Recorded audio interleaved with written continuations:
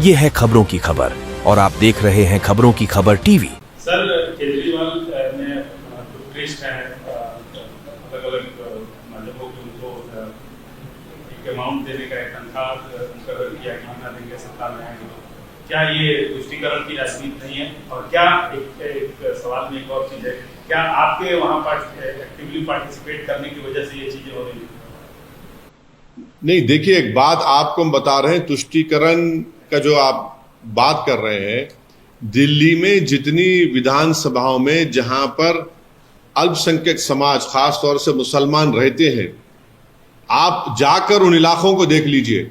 Media से मैं request को जाकर देखिए, वहां पर क्या बुरा हाल करके रख दिए। दिल्ली का कचरा लाकर जहां पर अल्पसंख्यक समाज के मुसलमान रहते हैं वहां पर लाकर उसको फेंकते हैं। ये इनका जो बड़ा ड्रामा होता है केजरीवाल का कि हम क्लिनिक बनाए, स्कूल बनाए, कहां बनाया तुमने बताओ, जहां पर अल्पसंख्यक समाज के मुसलमान रहते हैं। और तुम्हारा जो सरकार का जो परफॉर्मेंस है, डेवलपमेंट सब झूठा है, बकवास है। जाकर आप देखिए वहां पर जहां मुसलमान रहते हैं। चौथी बात यह है कि जो लोग जेलों में हैं उनके ताल्लुक से एक लफ्ज तो नहीं बोलते, जो उनके पार्टी के लोग भी हैं, भूल गए उन लोगों को। केजरीवाल को बेल हो गई, सिसोदिया को बेल हो गई, इनके तमाम नेताओं को बेल हो जाती है। और जब दिल्ली में जेनोसाइड हो रहा था, ठीक है, लॉ एंड ऑर्डर इनके पास नहीं है, मगर आप क्या करते हैं, मुख्यमंत्रियों पर राजघाट पर जाके बढ़ी आते हैं आप।